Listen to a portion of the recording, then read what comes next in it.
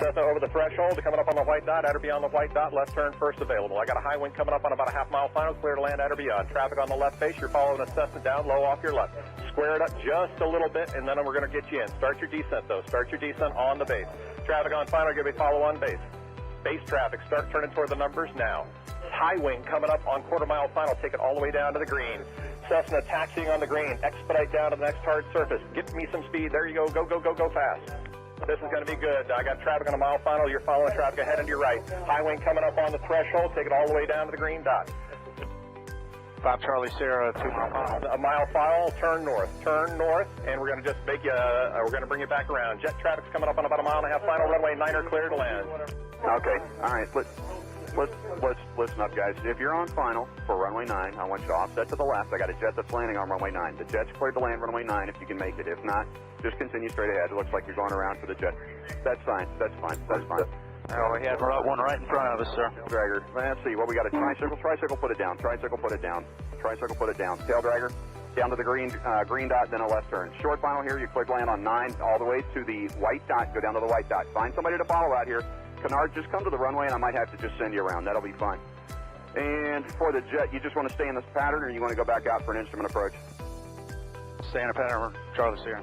All right, just stay with me here for a minute. And my tail dragger, let's see, over the numbers, go down to the green. And Canard's going to have to go around. Canard, go around. Canard, go around. Canard, go around. And my high wing here over the runway, keep it airborne. Keep it airborne. You do not descend. Do not descend. You got a fast guy behind you. Do not descend. There you go. Keep it airborne. Keep it airborne. As soon as the guy behind you gets slowed down, I'm going to put you down. So keep it airborne. The one that just passed the white dot, make a left turn on the hard surface. All right, my high wing tail dragger, you can put it down now. You can put it down now. And Charlie Sierra, let me get you about a mile off. Let's see, Charlie Sierra, I lost. There you are. Make a left-hand turn. I'll try to resequence you here on the downwinds. We'll see how it looks. Short final, you're clear to land runway 9 on the white dot. Clear to land on the white dot. There you go. And the tricycle left on the hard surface and follow the flagman. Welcome. Thanks for being part of the show. And let's see, just find somebody to follow out follow on the final. And as you get close to the runway, if it's not going to work, we're going to send you around and then try to resequence you. Now, who else got sent around that's not back on the downwind? The Canard? Yeah, Canard. All right, Canard, there's a Gulfstream up there that went around too. I just lost sight of him, but you're going to make kind of a left-hand turn and stay low. I think Charlie Sierra, what's your altitude? 3,200. Okay, that'll be fine. Just maintain VFR. I don't know what else is up there above you. Probably most everybody's down here, so just make a left-hand turn. We'll try to get you back here. Canard's got the jet in tight. Okay, the RV, maybe an RV-10, whatever, you're on final. Keep your speed up and go all the way down to the, aim for the green dot for me. Actually, keep your speed up. There's a guy behind you. Aim for the green dot, and I'm sure that's plenty of room for you to land on runway 9. You're clear to land on runway 9. Number 2, you're going to go down to the white dot. Follow the white dot. Actually, you know what? That's 1,500 feet. You're going to land at the white dot. The spacing looks adequate here. 2 guys on final. You're kind of tight there. Keep each other in sight, and you're going to aim for the white dot. If it's not going to work, we'll come up with a plan B. We might have to send you around. The second guy behind you out there in about a 2-mile final. Are you slow enough to be able to follow that guy in front of you? You need to go around. Well, I probably shouldn't ask that because I had about 5 guys answer me, so I should know better than that. After 35 years, you would think, right? All right, so let me see. The guy who's number 1, it's number 1. What kind of airplane is he? An RV type. All right, RV type. Keep it airborne for me. Keep it airborne. And I got a fast guy behind you. The number 2 guy over the trees there. Go ahead and put it down on the numbers. Put it down on the numbers. My first guy just coming up on the numbers at the over the grass at the numbers. I want you to keep T-minus 1 minute and counting. Hello.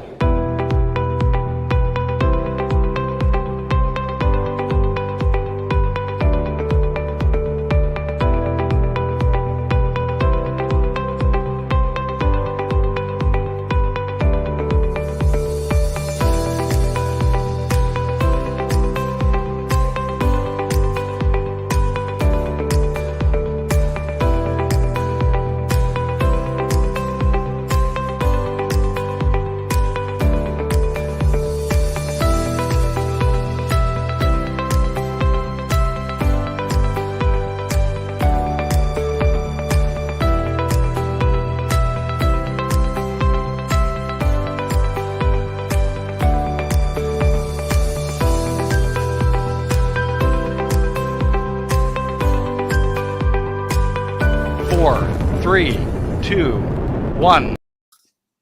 Hello. Hello, everybody. And I guess the first thing to say is welcome to this Thursday's live stream. We've got a great show for you. And you would have noticed that Dave Calderwood's not here. We have Stunt Dave in his place. Hello, Dave. Stunt Dave, how you doing? Very well, thank you. Excellent, jolly good. Dave's been away for a couple of days. He'll be back next week, or at least we think he'll be back next week. Who knows? You can never tell, can you, really? Okay, before we go any further, I need to say thank you very much to SkyDemon for sponsoring the live stream. And without you, it wouldn't be possible. So let me deliver your weekly SkyDemon tip, this time from Rob Hart. Here you go. Hi, I'm Rob from SkyDemon, and here's another top tip. After planning a route in SkyDemon, you'll notice the Warnings tab appear here. This is arguably one of the most useful features in the app, since it gives an easily digestible list of airspace which conflicts with your plan. Tapping the little binoculars icon here will zip the map over to the conflict so that we can make an adjustment. Now we have no problem with Bristol CTA, but Merrifield Mats is a concern. Let's plan to fly over this one, removing it from the list as well. Once you have worked down this list, you can be confident that your journey either avoids airspace or that any airspace interactions are deliberately part of your plan. For more information, check out our website or our user manual from within the app.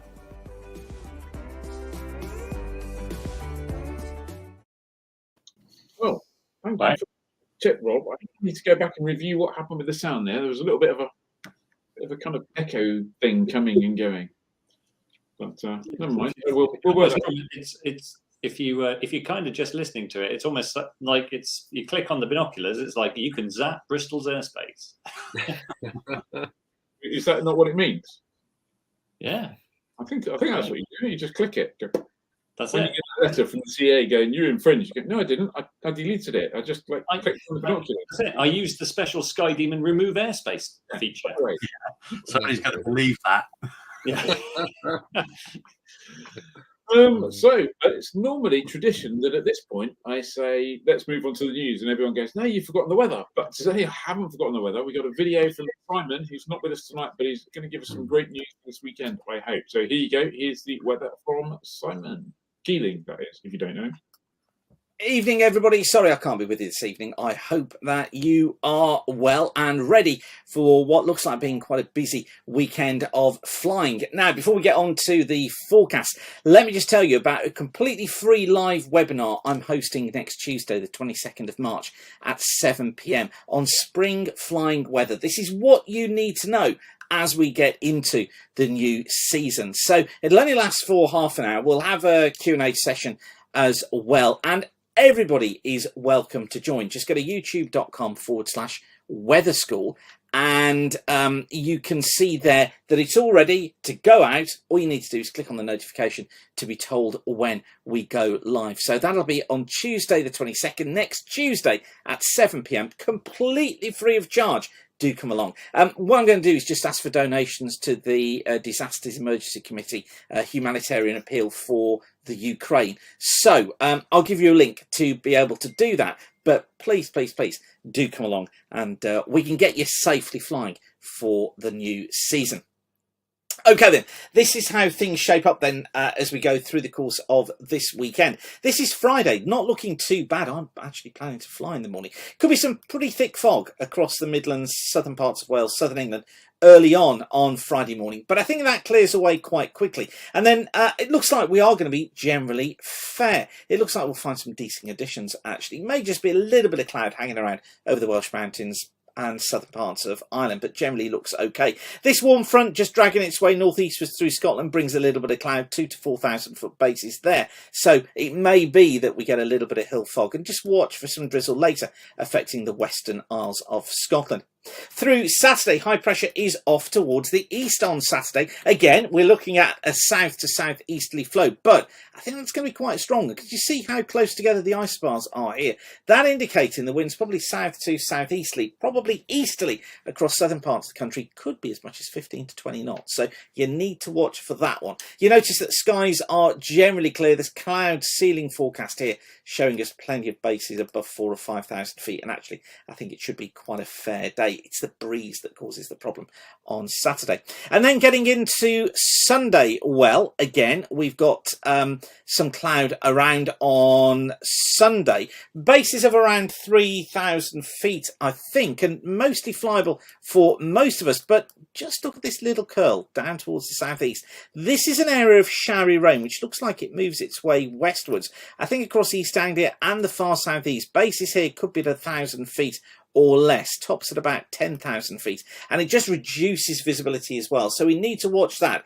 The confidence in it is much lower. Winds will be easing as well through Sunday, so it looks a decent day for most of us. Just got to watch out for those showers in the southeast. Busy week at Weather School. We've got Aviation Weather School online on Saturday, the second session of that. Then we've got that free webinar. Don't forget, go to youtube.com/Weather School and to watch that webinar live at 7 o'clock next Tuesday, the 22nd. And as if that weren't enough, I've just announced my next classroom-based Aviation Weather School course, which will take place on the Saturday, 23rd of April, between 10 a.m. and 4 p.m. here at Weather School HQ in South Staffordshire. We're about 3 miles east of Halfpenny Green, Echo Golf, Bravo, Oscar. So it would be super to see you there. I think I've got 3 places left on that course. So if you want to get one of those, come along now. Go to weatherschool.co.uk and you can book your place now. Okay, I will leave you with that for now. Thanks again for watching. Keep the sun shining, and I'll see you next Tuesday at 7 p.m. Bye for now. That end photo of all the people looking at the sky, it was like Simon's album cover, wasn't it? It's very weird. I think next week's going to be a pretty hectic week as far as that, because Simon's got his webinar on Tuesday, and I today signed up for a webinar or a Zoom thing on Wednesday at 7:30 with Aviation, people who took over from Gasco, and they've got one on general aviation myth busting, and it's all about reporting, how you can report stuff to the CA to make so that we can all share our mistakes and why it's confidential. And I assume it's about how you can tell the CA everything and trust them implicitly. So I'm kind of looking forward to that. Is one of them going to be myth busting? We didn't really cancel EGNOS. Myth busting, we're really nice, honestly. And yes, no, and we don't. We'll see. Was only a little infringement. You can carry on. Those SkyDemon binoculars work. Someone, Nick Allen said, perhaps it's the new switchable airspace in action. You never know. I discovered something in the comments earlier. I don't know if it exists, if it existed before, but there's you can star a little comment. Yeah, I saw stars appearing. I don't know if who knows what happens when you do that. Star one randomly, and what does Catkin say? I wonder how that differs from Chirp. I think the chap from Chirp, as it were, is actually coming along on the Astral Aviation thing. So I think he'll be talking about that as well. So I don't know if it does or doesn't differ from Chirp, but we'll find out on Wednesday, won't we? And then of course it'll be time for live stream again on Thursday. If Johnny's looking stressed, it's because our guest for this evening, who's due to be interviewed, keeps popping in and out of the green room with some technical difficulties. So that's kind of looking interesting. So we'll just prepare you now. It is possible we may not have a guest. Yeah, we have actually. Yeah, we've got a guest that. Anyway, we'll see. Johnny can do some impersonations or something. Here's a quick one from David Eads. Not yet. They've pushed it back by 5 days, I think. There you go. You heard it here first. Right. Let's go to the news. Ed, you've got some big news, I believe. Big news, yes. There's a new issue out, and it's a bumper one if you're excited by the world of 600 kg microlights. So in it, you'll find a flight test by Ian, where he flies the Sportstar 600 from Evecta, and that's one of the first approved 600 kg microlights in the UK. There's a special look at the definites, the possibles, and the potential no-shows in the rest of the 600 kg microlight world when it comes to what the UK might expect to see. In his last accident analysis, safety editor Steve Ayres reminds us of the merits of leaving no stone unturned during the quest to buy an aeroplane. Sad to see you go, Steve. I know readers have enjoyed reading your thoughts on safety, so enjoy that one. Kai Barnett was the winner of the 2021 Pooley's Dawn to Dusk Challenge, and in Flying Adventure, we see how he paid homage to the gyro pilots from 529 Rotor Squadron who flew Avro 671s to calibrate the World War II chain home radar network. In Top Gear, Peter Steele tests Plain English's RSIM, a very clever app which promises to help you learn RT easily. And if you're a Fly Club member, you can save £21 with free landings at Balado Park, Kingsmuir, Rossall Field, and Yatesbury. So, and there's a link in the comments. Excellent. Yatesbury's just up the road. Might have to go and have a look at that one. That's it. Ian, you're a tiny bit quiet. Me? Yes, which I know is unusual. Is that any better? No, you went a little bit quiet a while ago. Okay. It's like your microphone went on a coffee break. That's interesting. I have no idea what's causing that. Let me just have a quick look while I'm here. Speak amongst yourself, people. Who's got the next news item? Ian does. How about that? Any better? That's better. Yes. What is the next news item? Let's have a look. Yes, that was a shocker this morning, wasn't it? You're sitting there, fat, dumb, and happy. Well, I was sitting there, fat, dumb, and happy. In comes the news on the email. Bloody Textron as in Cessna and Beechcraft and various other bits and pieces, have gone and bought Pipistrel in Slovenia, Sure. and in Italy. So that was like, whoa, what's that all about? So we can expect the Cessna 172 E-Drive, I suppose, and probably the Cessna 12 volt. Yeah. Yeah, so if you read the press release, it says kind of like Pipistrel is going to remain with its staff. It's going to innovate. It's going to continue along the same lines. There's et cetera. And Textron are looking forward to it and will be funding and driving more innovation and more models, which is great, I have to say. Textron, big giant of the general aviation world, not necessarily known for being fast moving or super innovative. I mean, I think I once spoke to a Cessna engineer, kind of off the record, as it were. And he said, "Yeah, I've been here 3 years and I've worked on a step on the little side thing, and that's it wasn't engineering, isn't it? Yeah, it wasn't hugely exciting, but I have to say that the Cessna Beechcraft brand or the Textron brand behind it will be good for Pipistrel sales in the US because they'll feel that there's a.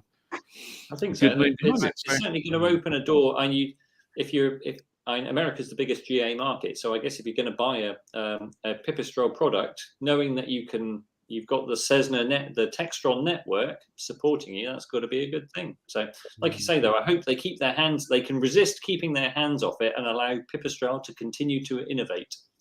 Let's hope so. Hope so. What do you reckon, Dave? What's your prediction? Well, I think it's a good thing. We've talked about it before, and yes, it was a surprise when the announcement came in, but it kind of makes sense when you think about it. If somebody like Textron wants to get into the electric aircraft market, they want to go for something mature, and Pipistrel's probably as mature, if not more so, than most people out there. Brilliant. Excellent. Johnny's smiling because Alan Robinson has made it into the green room and we can see him. Hello, Alan. We'll talk to you shortly. Okay, Johnny. In fact, it's your news story. You can relax now. Yeah, it's another Textron one. So the Sky Courier, which is their new twin-engine large utility turboprop, has been the FAA have granted type certification for it. The president has said achieving the FAA certification for the Sky Courier demonstrates the expertise and hard work of our employees, and it comes just under 2 years since the first flight, during which they've done about 2,100 hours of flight testing, and it's going to be obviously manufactured in Wichita. And FedEx Express have agreed to an initial order of 50 airplanes and options for 50 more. So, we may well see it over in Europe at some point. And we were all Ian, I think you were commenting on the top-facing exhaust, weren't you? There you go. Yeah. There we go. I think it looks like a sort of a a curvy shorts 330. It is a bit, isn't Yeah. it? And it's quite nicely styled, but then you look behind the wing, and it's like you get behind the door, and it's like they ran out of design resource, and it's like, no, just draw some straight lines to the back. There are quite a few airplanes that get ugly towards the back, though. Even some beautiful, even beautiful aircraft like the Staggerwing. Yes, Captain makes a good point. Yeah, skydivers will be salivating. That's got skydiving written all over it, hasn't it? I guess. Yeah. It would be tough to beat the economics of a caravan, I guess, for that though. Yeah, as Andrew Kennedy says, was designed around FedEx requirements. Yeah, I think they said, we have this box. It needs to go this fast with lots of other box friends. Yeah, exactly. Good. You can stick a tailplane on that box and you'll have an aeroplane. Very good. On a boring note, another email that arrived today from the Civil Aviation Authority was notice of their charges that come into force in April 2022. So I had a quick look through. I didn't get a chance to do a proper side-by-side comparison spreadsheet thing, but pretty much everything I could see in terms of general aviation licensing or other licensing, you can expect everything that you pay them at the moment to pay them again, plus somewhere between another £1 and £4 extra per transaction or whatever it is. So if you paid them 77 quid or something last year for something or other, you'll probably pay them 79 quid or 80 quid this year. So the licenses that we had already that have got EASA written on the front that we used to have to pay £77 for no apparent reason other than scrubbing EASA off, we now have to spend a bit more for. If you've got a license with EASA on it, one of the opportunities to spend some money is to get it to the CEA and get them to send you back exactly the same license without EASA on, and you can pay for it. I mean, it's great. I think that is really what customer service, just coming up with ways to interact with them and let you pay them money. I mean, they couldn't be kinder, could they? I was struggling to find things to spend aviation money on, actually. Yeah, me too. Fuel being so cheap and all that. Yeah, no, exactly. So basically, you can just. I think it's maybe an opportunity for the CAA to get into the merch line, isn't it? Can we not pay for more exciting merch from the CAA? You give me an idea there. I think we should create our own line of CAA merch and just sell it. I think there's a vet in Wales who's got that set up already. Maybe so. Yeah. There's another thing doing the rounds at the moment I don't really want to get too much into it, but there's there's an anti-CA movement thing going around at the moment, and they're probably competing with the vet in Wales in the anti-CA merchandise front. So we'll leave them to that, I think. Right, Johnny, I believe you've got the next story. Talking of mad things. So flying car Aeromobile, they've announced a second model of their flying car. This is a 4-seater, and it's called the AM Next. Don't know what that quite stands for. But apparently it leverages off the groundbreaking engineering of the previous car, which was a 2-seater.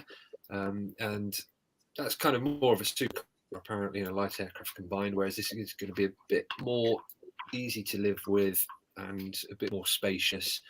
So the CEO says that we're excited to announce the second revolutionary model of a true flying car. Following the AM4, which is the world's first production flying car, AX will democratize the regional travel market. It will provide a better and in many cases previously unavailable solution to trips in the 100 to 500 mile range. So what do we all think? Discounting all of that, which sounds a bit marketing speak, can we just flash the photo back up again? As Cat King says, that's going to be good on speed bumps. I look at aeroplanes sometimes and you go, when you rotate, you want the wheels to be in such a position that when you rotate, you get a nice smooth pitch up motion. Does anyone feel that with the wheels where they are so far back, that A, that tailplane's probably not going to be big enough, and B, you're going to need some mighty, yanking back on the stick to get it to rotate, and then who knows what happens? Their last design kind of looked okay, and you watch the videos and it didn't rotate too badly. But it's a bit like watching the episode of The Simpsons where Homer designs a car. I think it will levitate. I think you'll have to get fast enough speed, and then it'll just levitate, and then you drive it back. Yeah, wow. It's going to be pretty laterally stable as well with those pylons for the engines. Look at that. You can think of the side area behind the wing. Yeah. Oh yes. It's no bad thing necessarily. That's it. I wonder if they've actually sold any of the two. If it's in production, is there anyone flying around with the 2-seat version? I don't think. Yes. Yeah. Darren Lewington has correctly identified it. Won't be in my fancy hangar anytime soon. We've cancelled Fantasy Hangar. We've renamed it. It's now called Ed Wins. Well, talking of mad things. Yes. Dave, it's your turn to tell us about a mad thing. Yeah, mad things. Well, mad things, Red Bull, they kind of go together, don't they? They're sponsoring more jaw-dropping stuff, maybe head-scratching stuff, which will be live streamed from Arizona on the 25th of April. 2 pilots, Luke Akins and Andy Farrington, will be diving these 2 aircraft from 14,000 feet, and then they'll jump out of their aircraft. They'll be the only occupants, and then there'll be no occupants. And they'll swap over in flight, get back in the other aircraft, not their own, take back control, and come home for the proverbial tea and medals. They've been planning this apparently for 10 years. I wonder how much of that was nailing the fence panels on underneath the fuselage. And the other thing is, I suspect there's a really, really meaty throttle friction nut, because you wouldn't want that running forwards whilst you're out of the seat, would you? No. And the only other thing to comment on that is a friend of mine this afternoon said, plane swap, that's almost as dangerous as wife swap. Amazing stuff. There's apparently some real interesting aerodynamics and some serious stuff that's gone into this, though. And fairly famous aerodynamicist, I say fairly famous, very famous aerodynamicist, Paolo Iscold, has been involved with all the aerodynamic stuff to make the aeroplanes not overspeed and keep a steady speed less than skydiver terminal velocity. So yeah. You should send him an email, Paolo, the aerodynamicist who makes things go slower. Yes, normally you go fast. What's this giant barn door underneath these airplanes? That's on your TV, Paolo. How do you record that in your logbook? Take off in one airplane, swap over, land in another. That'll be a first. Yeah, it shouldn't be too difficult. Yeah. Well, good luck for that. I'll probably watch it on the live stream, see what happens, see if there's a. Yeah, I'm sure it'll be fine. We might be able to get a watch party going. Yeah, Tom says 10 years and no one asked if this was a really good idea. Yeah, that watch party. That's a great idea. What happens if they don't get in? I believe they're wearing parachutes. Two Cessna-like holes in the ground, and 2 guys riding their parachutes down to the ground. Yeah. And the Red Bull disaster plan swings into action. Talking of disaster plans, just before I came up to the office for the live stream, I was watching the news, the local news, and they said that the Yeovilton Air Show has been cancelled this year. Not been cancelled. It's not running again this year. Didn't run for the last 2 years. Was due to run this year, but it's not. Apparently for commercial reasons, or possibly because they think they might be busy somewhere else. Who knows? But no Yeovilton Air Show this year. So there you go. A little bit of breaking news there. And Matt Law says that air brake come in handy at several strips, I know. Yeah, it'd cut down on your ground roll as well, wouldn't it? Yes, I don't think you want to deploy that in normal flight. No. Ed, I think it's time for our last little news story before we move on. Yes, we saved the important news till last. Has everyone heard about the German pilot who drew the giant dove? So this is an 80-year-old German pilot who took off last week and drew a giant dove in the sky, obviously for peace, north of Berlin using a flight design CT. It took him 2 hours, and I've got to say, sometimes you see people drawing various things, and they vary from mediocre to shonky. But actually, you've got to say this dove is pretty good. That's pretty accurate. I'm not sure about its weird one leg, but can't be perfect. Yeah, that does look good. I think there's a bit of a challenge there, don't you? The flyer team challenge. What are we going to draw?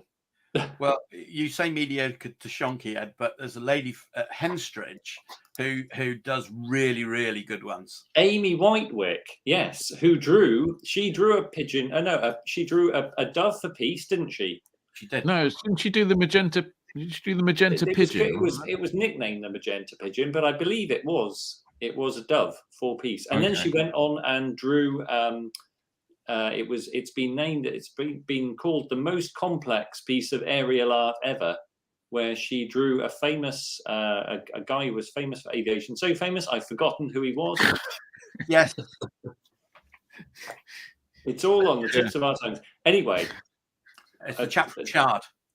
Yes, exactly. That was it. And it was in a few magazines. Anyway, it was a remarkable achievement. But yes. Yeah. There you We're go. all scratching our heads. What was the name of the aviation person from Chard? They Thank were- you, well, Paul Fraser-Benison. There we go. Paul Fraser-Benison has saved the day. Yeah. Yes. Well done, PB. Great. Stringfellow. Right. I think that, in that case, is the end of the news. So that must mean it's time for our guest. Unless I've forgotten anything I haven't. So let's just bear with me for a little bit of screen refreshing here, people. As you transition to guest, I've just put a reminder in the comments about the LAA Spring Solo. Don't forget, £1,500 up for grabs for free flying. Lovely, jobby. Thank you, Ed. Well, Alan, how are you? Thank you for joining us. Good evening, all. How are we doing? Yeah, very well. Thanks, very well. So, you're one half of Team Phoenix, which is a two-ship Yak display team, aren't you? Can you just tell us a bit about why the team is so unique? Yeah, I'm pilot number 2. The other pilot is a guy called Mike Wildman, who's our lead pilot. And our, I suppose, unique selling feature is we're both amputee pilots. So we'll be the first fully aerobatic air display team in the world, we believe. Brilliant. So what's your background? You ex-forces, aren't you? I'm current serving. I'm ground crew in the RAF. I work at RAF Waddington on the soon to be retired fleet of AWACS or Sentry.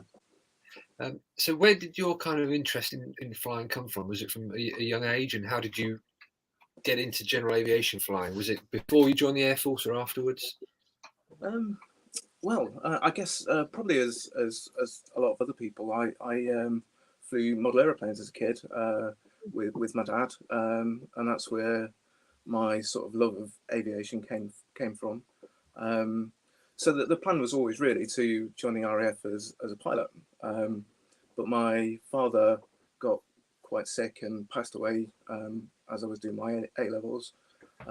So needless to say, I didn't do very well at my A-levels, and then I joined the RAF as a ground crew instead, which, as it turns out, in a way, it was kind of the best thing that ever happened, because I'm doing a job that I really love, and I'm quite good at it. So yeah, it's quite bizarre how it's turned out. Yeah, oh, that's brilliant. So you got into flying microlights with the Flying for Freedom project, didn't you? Can you just tell us a bit about the background behind that and how that training was? Yeah, well, as I say, I always wanted to be a pilot, so as I joined the RAF, I started racing motorbikes as well. So I never really had the money to do both. And then once I lost my leg in a motorcycling accident, motorbike sort of fell by the wayside, really. And I sort of thought, has my opportunity to fly gone? So I started researching it, and then started flying. And it was about the same time as Flying for Freedom started their project, which was flying flexible microlights. And did that kind of scratch the same itch? You know, biking is a really visceral thing to do. Did you find it gave you the same sense of kind of excitement and freedom as being on a bike? Yes and no. For me, I find flying a thoroughly absorbing thing, and I think it's more of a mental thing, whereas when you're on a motorbike, it's very much a sensation and feel, and I don't think you get the same adrenaline rush in an aeroplane as you do on a motorbike. But that said, once you start doing aerobatics and things like that, then I think it's it gives a similar sort of sensation, I suppose.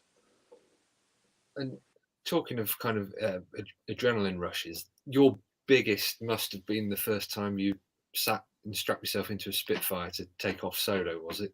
Oh, yeah, the Spitfire was just an incredible experience, really. I'm so lucky to have been able to fly a Spitfire, and it was really sort of quite an emotional thing because it's one of the aircraft that I had with my dad. So there was that sort of emotional connection there already. And it's just obviously an iconic aircraft. Everybody wants to fly one. And everyone, I think, has a slightly emotional connection to that aeroplane. So to actually sit in it, and even just with the engine running was quite an experience. And then to actually be able to fly it was, I can't really describe it, to be honest. It's just, it is how you dream it would be. How did that opportunity come about, Alan? Bolby Flight Academy, they wanted to do a scholarship for two disabled pilots. I think very much in the sort of same vein as Douglas Bader, his training, his route through to getting back into flying. So they kind of just did a trawl of all the disabled flying organisations and put out essentially an email. I answered the email. We did a selection weekend, and I was lucky enough to get the job. Did you go straight into two-seat flying, or did you go into something before, Tiger Moth or Chipmunk or something? Well, when I got selected, I had a NPPL for microlights. Didn't even have a full PPL, which I needed, so I had to convert over in a Cessna 152 over at Wickenby. And then it was 30 hours Chipmunk, 20 in a Harvard, and then 10 in Spit. Wow, that sounds really tough. Unbelievable. Must have hated every minute of that. I can't describe how difficult it was. A lot of the pilots at work were very, very jealous. Awful. Yeah, but work like us. Work were fantastic because they gave me a lot of time off to go and play in a Spitfire, which was absolutely amazing. Yeah, that must give you some bragging rights walking into a crew room and there's just a bunch of Boeing drivers, and then you're a Spitfire pilot. Oh yes, yeah. Very, very, very jealous. But it's the ultimate iconic aeroplane, isn't it? It's you can't better it. In fact, the next aeroplane I flew after it, I was back into a Cessna, and it just felt absolutely broken. Oh, so who was actually teaching you to convert onto the Spit? Most of my training was done with John Dodd, better known as Doddy, who flies for Bolby a lot, and he flies a Spitfire and Mustang quite a lot on the display scene. But the final sign-off was Matt Jones, who is the managing director.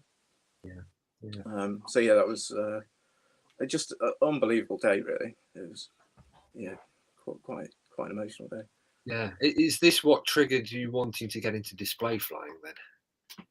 Yeah, so in all, the Spitfire scholarship probably took maybe 18 months, something like that, and I was kind of getting towards the end of the scholarship, and then Airability put out an email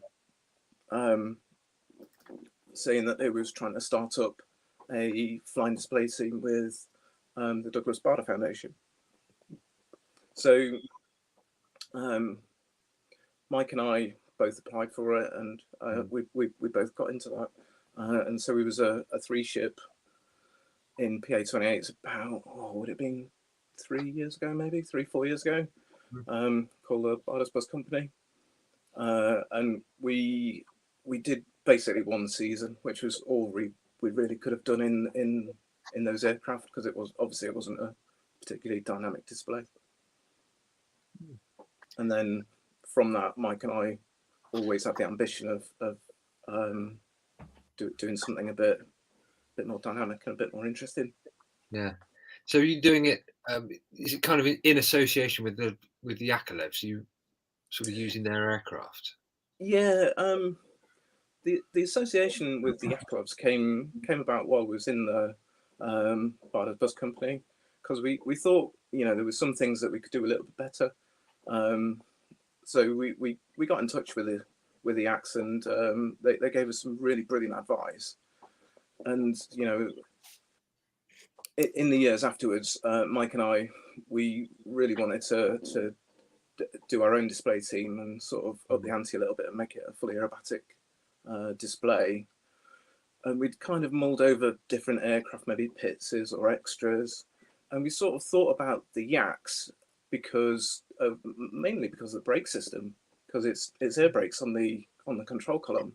Yeah. So that suits, because we're both I'm an above knee amputee and he's a below knee amputee, so it just suited our various sort of disabilities.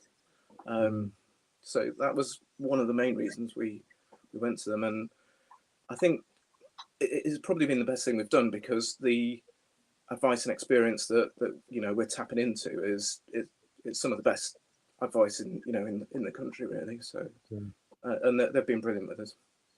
And what sort of stage are you at with training now? Have you got a routine sorted now? It's just a case of practicing and getting your display authorization?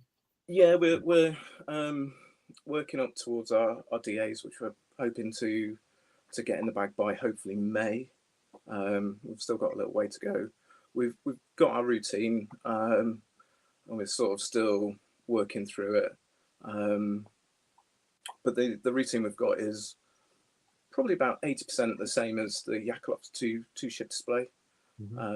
We've changed a few of the manoeuvres towards the end, because they've got some quite adventurous vertical manoeuvres, and we don't want to do that. So yeah, we're sort of, I don't know, 80% through the routine. We're just sort of polishing it and getting it ready for a DA assessment. Yeah, and I get I'm probably putting the cart before the horse here, but do you have any air shows lined up once you've got DA?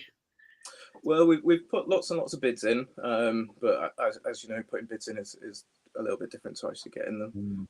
We're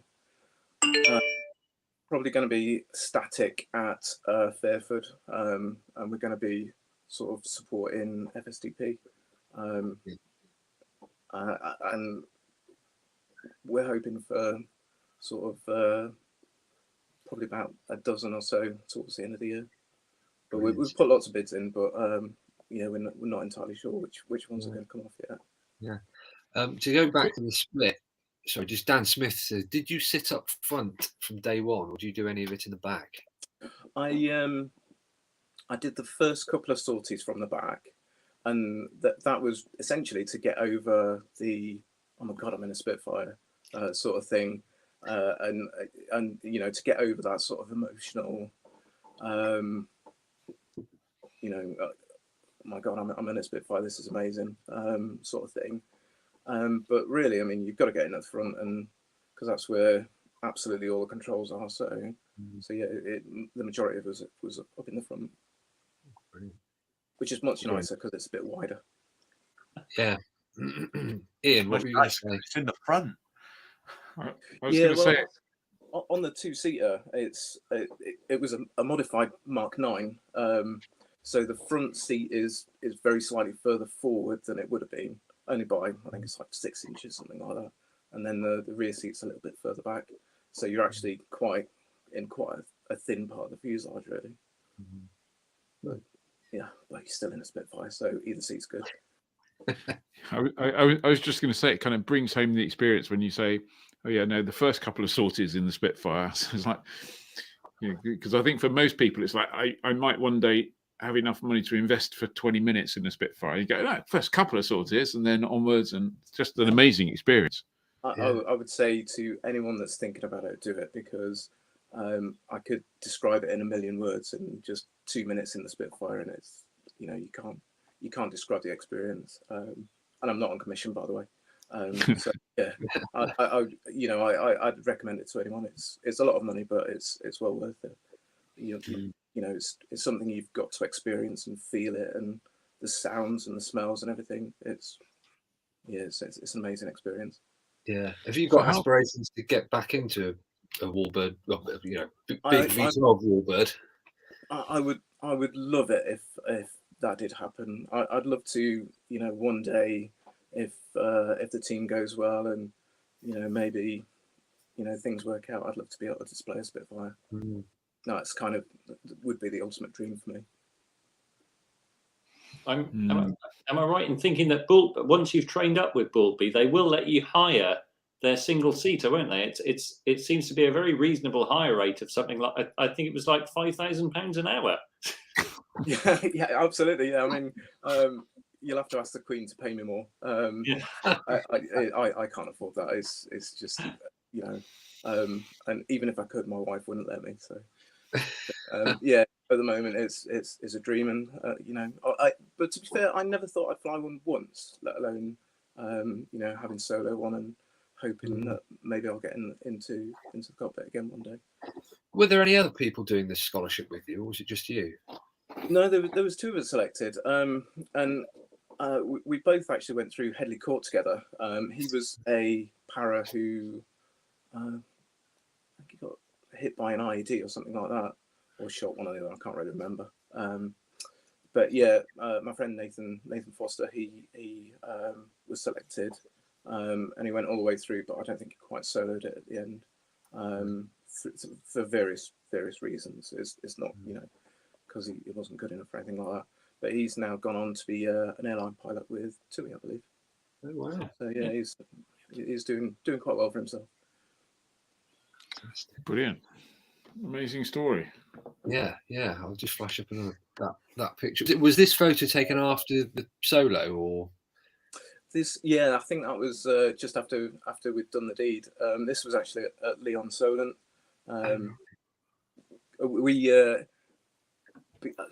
I think the runway is very much improved at Goodwood now, but at the time the runway was quite boggy and quite rough. So we did most of our training at Leon Solent, which is obviously a nice big tarmac runway. Yeah. Was it any more difficult doing it on? Sorry, yeah. Was it any difficult doing it on tarmac as opposed to grass? The main reason was it was just smoother, because the Spitfire just wants to fly. So if you hit a bump or a rut, it'll just bounce you back into the air, and it's just when you're trying to learn in a big, powerful, you know, Warbird aeroplane, you just want to make things as easy as possible for yourself. So for us, that was going to Leon Solent, and from Goodwood, it's only, you know, 5 minutes flight really. If that had been me and I'd been in that picture, I think I would definitely have one copy of that picture in every single room in my house, plus on my phone, plus on my iPad. I've got various pictures. I often look at them just to remind myself that it did actually happen. It did actually happen, yeah, absolutely. Brilliant. Good stuff. Well, Alan, thanks for joining us. We'll share some links to the Team Phoenix website for people, so they can go and check out what you're doing, as well as the Facebook and Twitter accounts, so people can follow you and hopefully see you on a display at some point during the year. But yeah, from all of us, I hope it goes well, and thanks for joining us. Yeah, brilliant. Thank you. Best of luck. Off your time.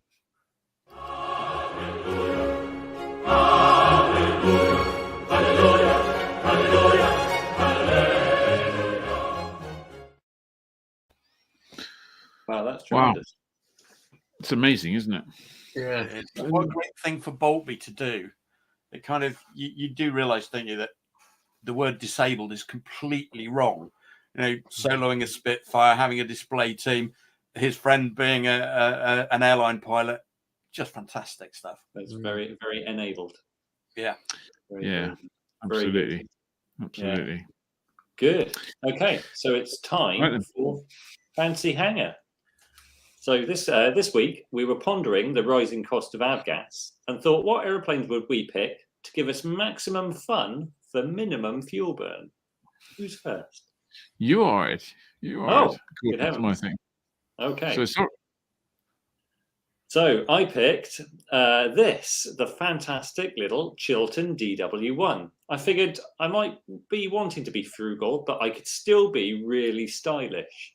Powered by a 65 horsepower Walter Micron, it offers 12 litres an hour fuel burn for a cruise of around about 85 knots, and you look fantastic while you're doing it.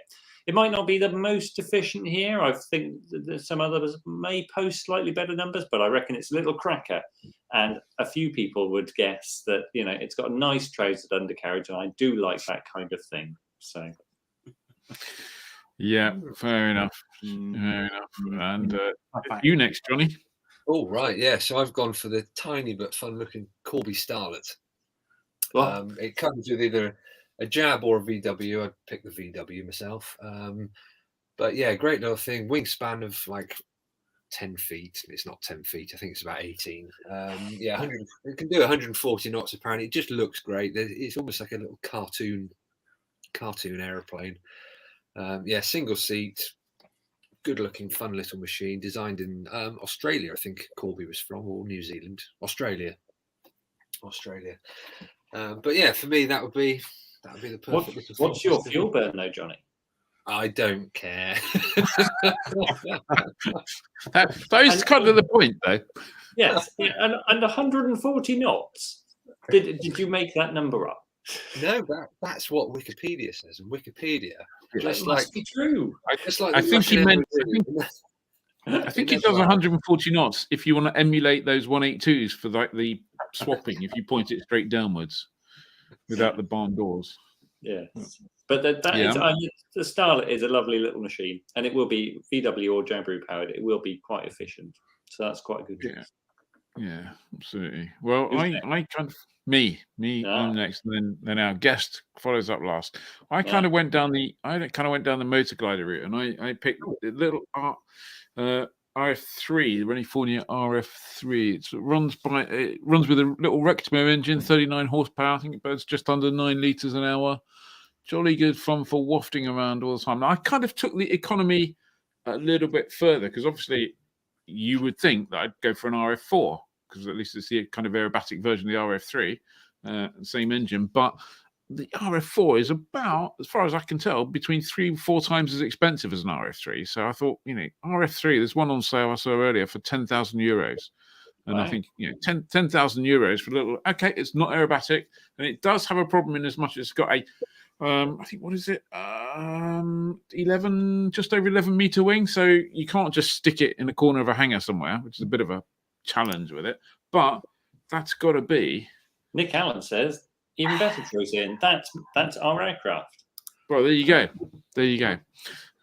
Congratulations. I just want you to tell me that it's absolutely amazing to fly it and you have lots and lots of fun with it for not very much avgas burn. And if that's true, I think I should claim my prize and win. So there you go. Little RF3. Trent772 is watching. He's gone PC12, 227 litres per hour. What's not to like? That is a little bit inefficient for what we're doing here. That's not. I guess you can carry a whole bunch of stuff and people.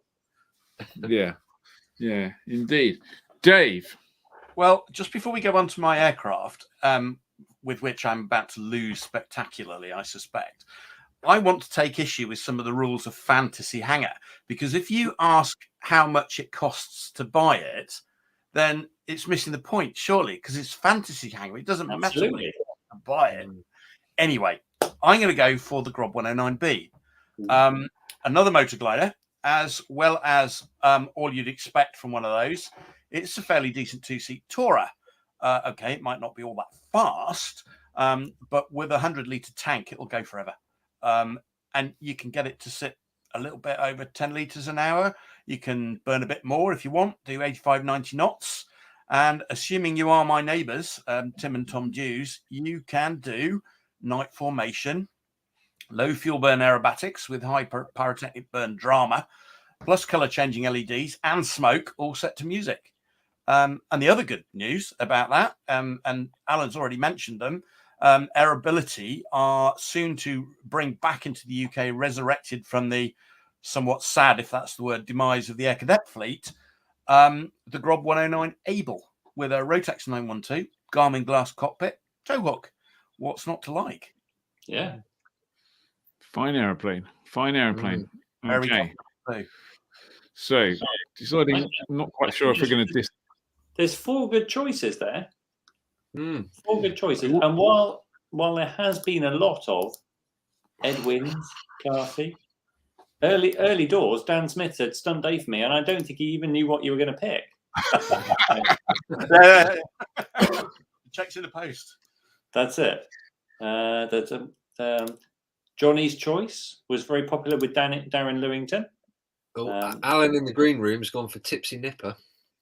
Oh yeah, nice choice. Another VW powered, yeah. Nick Allen says, Ian, it's a delight to fly. Burns about 7 to 8 litres. I think Ian's probably got the most efficient choice here. So, and Nick Allen then says, endorses Ian's win by nose over Johnny. Thank you very much. I think Ian has it. Stunt Dave wins. Starlet with the VW. Martin Lisby says, Ed. Absolutely, Ed. Oh, Marcus Clark's has gone in with 4 seats. Seats. Yeah, the DR401, 20 litres an hour of Jet A1. That's a good choice. That is a good choice, actually, and that is a. In fact, I'm looking. Hopefully, later on this year, I'll be doing a flight with a friend of mine who has one of those, Nigel, and we're going to go and do the various flight to contribute towards his 2022 minutes. And that's promising to be quite spectacular and efficient. So I'm looking forward to that. May take my little video camera along and do one of those YouTube type things. So looking forward to that. Very good. Matt Law suggests Cree, obviously trying to terrify himself to death. Yeah. Claire B. Claire B. No, we want to burn some fuel, Claire. We can't all be eco warriors like you and your other. Anyway, Claire, don't you mean a Cessna Electro now? Yeah. That's it. Yes. Yeah. Yeah, absolutely. Right. Okay. Thank you very much for that. Which must mean it's time for something else. What's it time for next after this? Let me go and look at my thing. Normally, it would be Dave talking about events. It would. However, I think we're going to do an update, aren't we, on Future Flyer? Yeah. We are going to do an update on Future Flyer, which is very, very close now. That's it. So obviously some people may not be familiar with how we got to where we are now, Ian, but can you kind of bring us up to date? Okay, so just going back to the beginning of COVID, the company started in 1994, so 28 years ago or something like that, so a bloody long time ago. But coming up to COVID, you remember early 2020, effectively the high street closed down, airports closed down. We just happened to sell a whole load of copies in the high street and in airports, which wasn't good for us, wasn't good for the readers, wasn't good for our commercial partners. So we kind of took a very quick and decisive step and went completely digital, if you remember that, back in early 2020. Frankly, it meant that people could still read the magazine, meant that people still advertised in the magazine, and it also meant we could stay in business. An awful lot of magazines closed around that time, and an awful lot of magazines just pretended nothing was happening, but it was, trust me. And so that's how we got to that point, to this point, in fact. And I think it's worth talking about what's actually driven the change. So, what from your perspective, what's been the catalyst? So when we went digital, we kind of had about, I think, if I remember rightly, maybe 2 or 3 weeks. We'd gone from a company where we've been completely print based, and we've been in an office and all sitting together and everything, and then everyone was working from home. And so in sort of 2 or 3 weeks, we had to kind of learn to work from home, which is, it sounds easy now, but it wasn't at the time. And we went digital, and we needed a kind of off-the-shelf package. So we went down the PDF page turner route.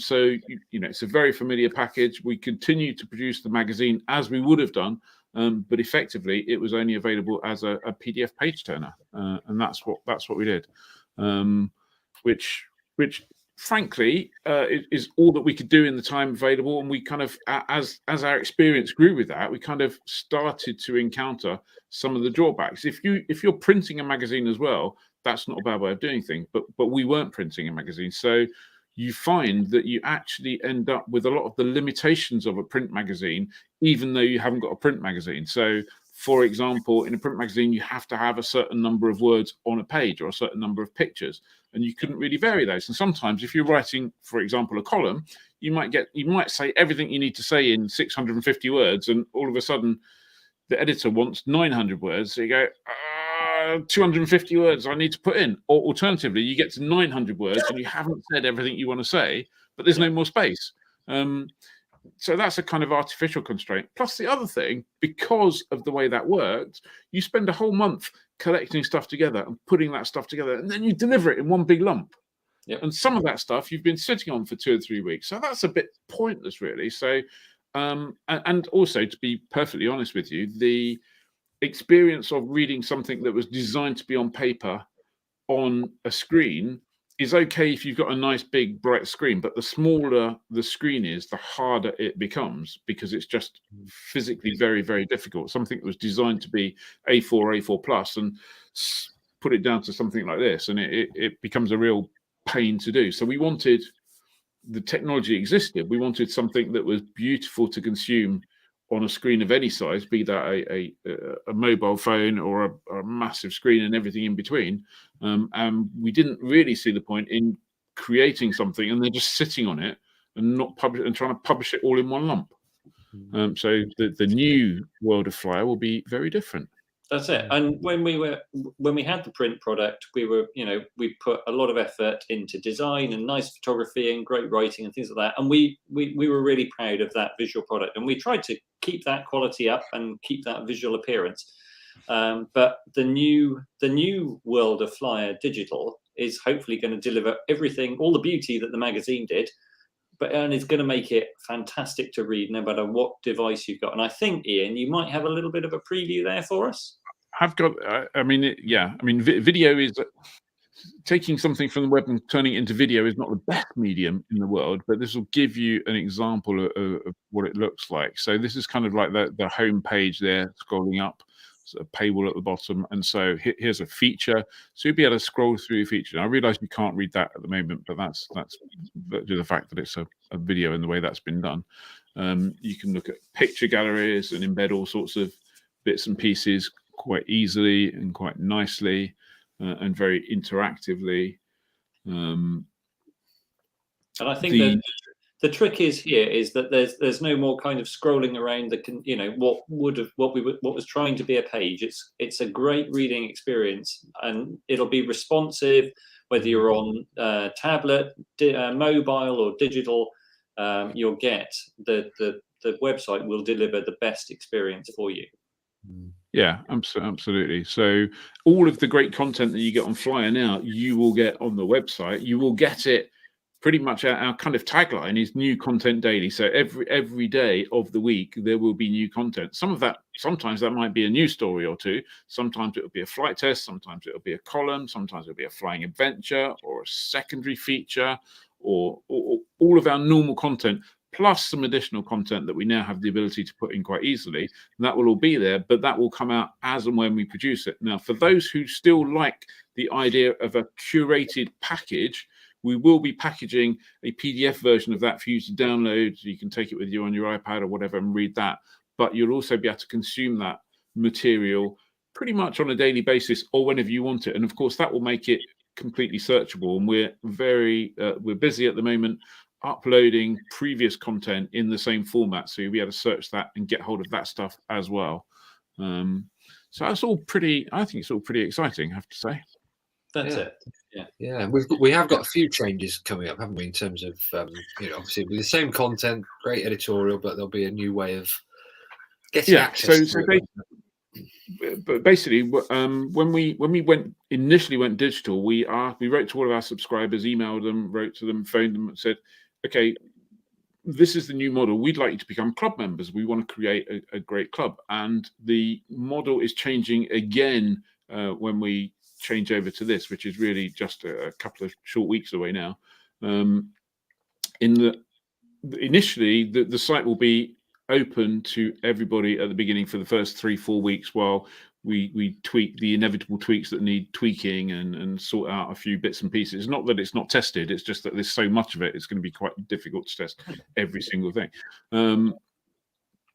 And so, but after those 4 weeks, there will be a paywall descending, and you'll be able to, if you don't pay any money, you'll be able to read 3 features a month, and after that, you won't be able to read any. If you are a current member of the club, you will go in and you will automatically be transferred to the top level, so you'll get all of the benefits. It's kind of like all you can eat, and the new price for that will be the equivalent of £1 a week. But if you're a member of the club at the moment, and so you're paying £30 a year, that price will be held for the next year. So you'll be able to hold that price for another 12 months.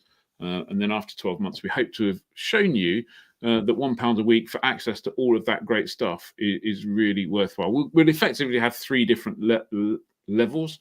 That's it, 3 different levels. The first one being completely free and basic, and that will give you access to some news content. It'll give you access to read most or some of the forum, but the forum will be getting areas which are members areas only as well. Not immediately, but something in the not too distant future.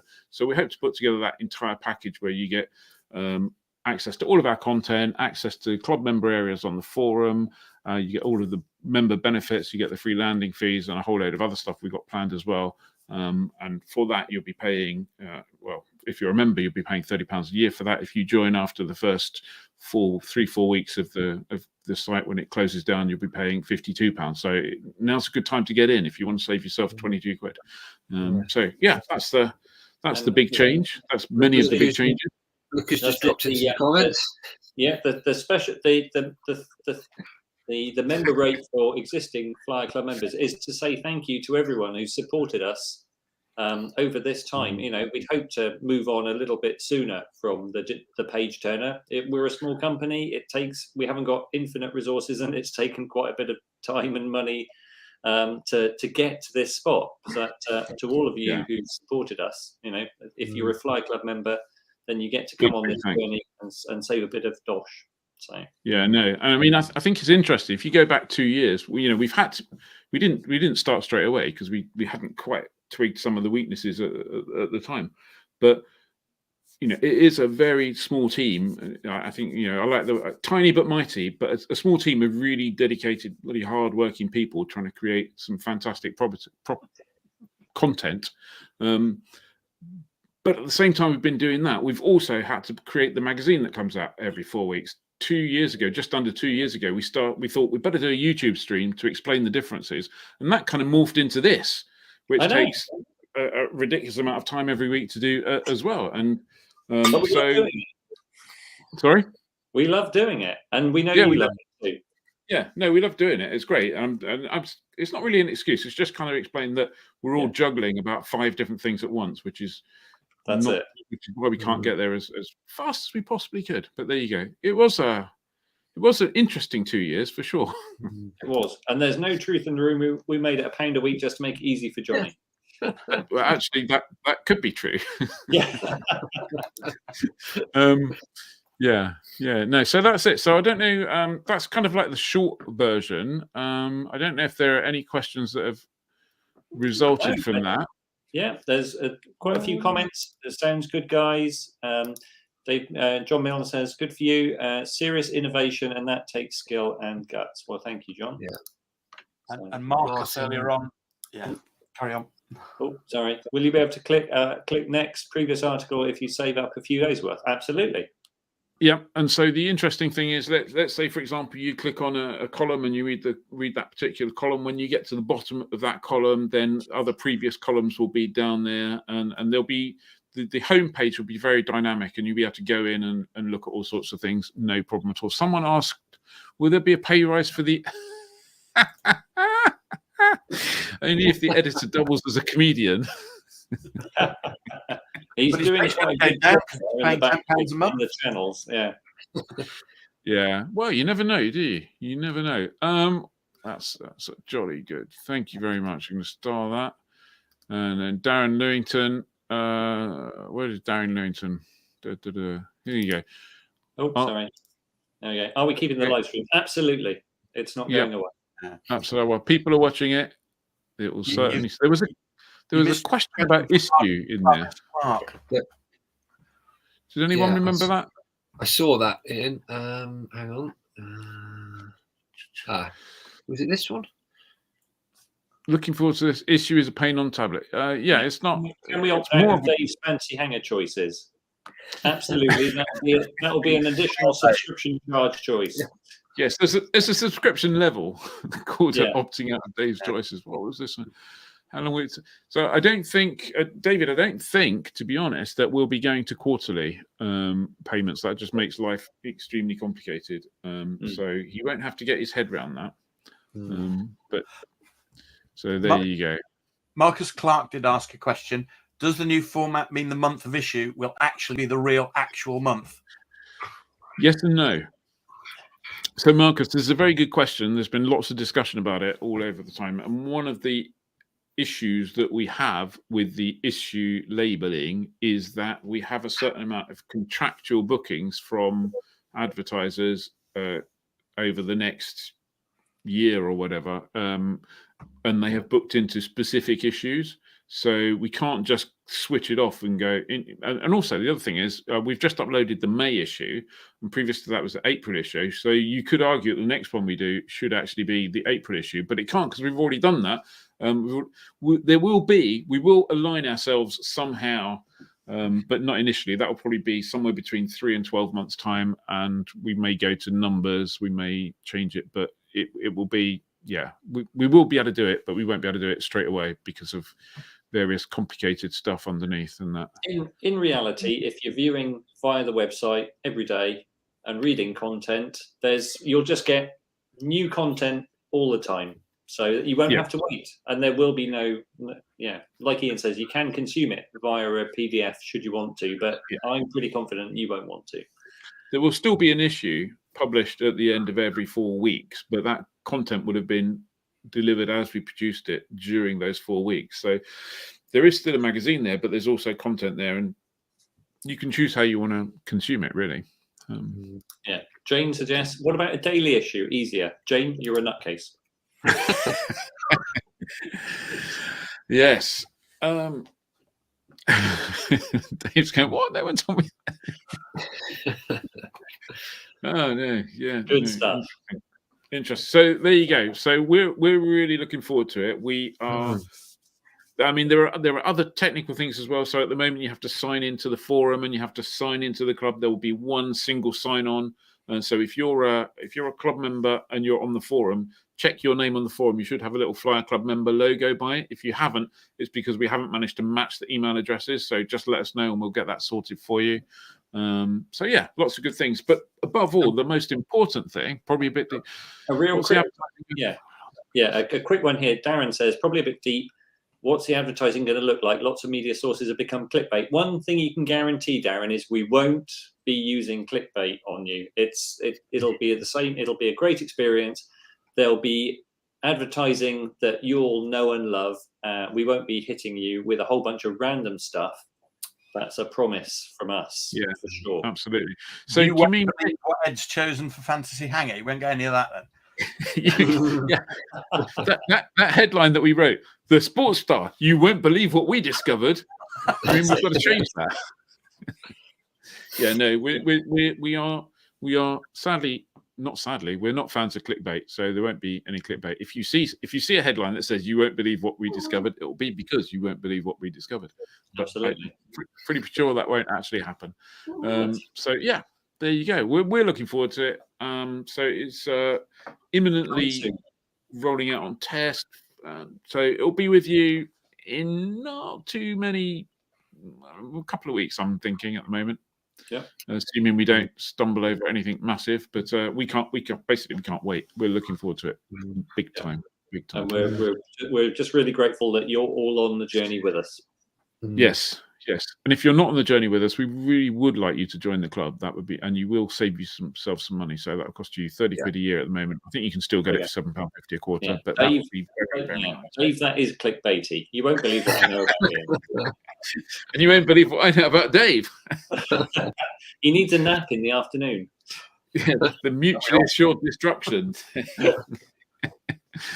Right. Brilliant. Okay, just the normal other YouTube kind of stuff. If you're watching this on catch up, just pop over and subscribe. But once you've done that, subscribe to our YouTube channel, give us a like, leave a comment, all that kind of stuff. That all helps. Thank you very much, everybody. Some of us will cope with the odd teething problems. Yeah, well, and we probably will as well. But we'll try and make sure there's not too many. Yeah. Whoops. Where am I? There you go. That's it. Good. Aviation Steve says, tonight's show has really cheered me up. Well, that's good to hear, Steve. Yeah, and me too. And me too. And someone in very, very early in the comments, almost right at the beginning, if I can find it, which is going to be quite difficult, but there you go. That was Jeff Bridges, my favourite viewing of the week. Thank you very much, Jeff. Really appreciate it. Okay. Yeah. Meanwhile, Dave's been rumbled. We should have a ringer in the chat every week. I have to say, I do feel like somebody who's been an understudy and got their big break in the West End, and then finds the star I've taken over from heckling from the side of the wings. Yeah. We'll see you tomorrow, Dave. We can talk about your pay rise. That's it. Oh, well. Where are we? There you go. Anyway, thank you very much, everybody. It's been a pleasure as usual. If you're a club member and you got some time, we'll see you next Wednesday afternoon. If you're not, then you should be. Really, honestly. Thank you very much, and we'll see you all soon. Thank you, SkyDemon, as well. Absolutely. Thank you very much, SkyDemon. Yeah. Hang if on you're a second. flying, fly safe. We'll see you next week. See you next week. Thank you.